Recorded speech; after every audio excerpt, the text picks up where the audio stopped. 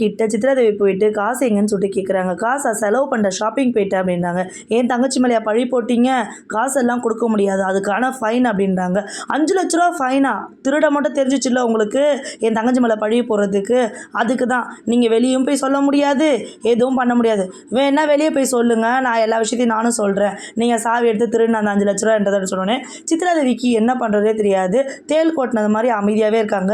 ஒரு நாள் உன்னை கவனிச்சிக்கிறேன்டி அப்படின்னாங்க. அனாமிகா பார்த்தீங்கன்னா இந்த பிரச்சனை தான் நம்ம வெளியே வந்தாச்சு, இல்லை சித்ராதேவி அத்தை தான் நல்லா மாட்டியிருப்பாங்க அப்படின்னு சொல்லிட்டு நினச்சிட்டு இருக்காங்க. விஜய் வரட்டும், இன்னொரு பிரச்சனையை ஸ்டார்ட் பண்ண சொல்லிட்டு விஜய் கிட்ட போகிறாங்க.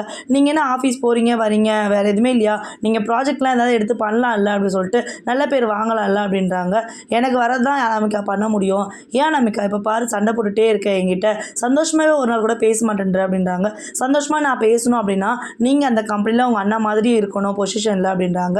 கண்டிப்பாக அதை நான் வர வைக்கிறேன் அனாமிகா, இப்படிலாம் பேசாத அனாமிகா அப்படின்றாங்க. நடந்த விஷயங்கள் எல்லாத்தையுமே பார்த்தீங்கன்னா ஐஸ்வர்யா மகா வந்ததுமே வீட்டுக்கு சொல்கிறாங்க.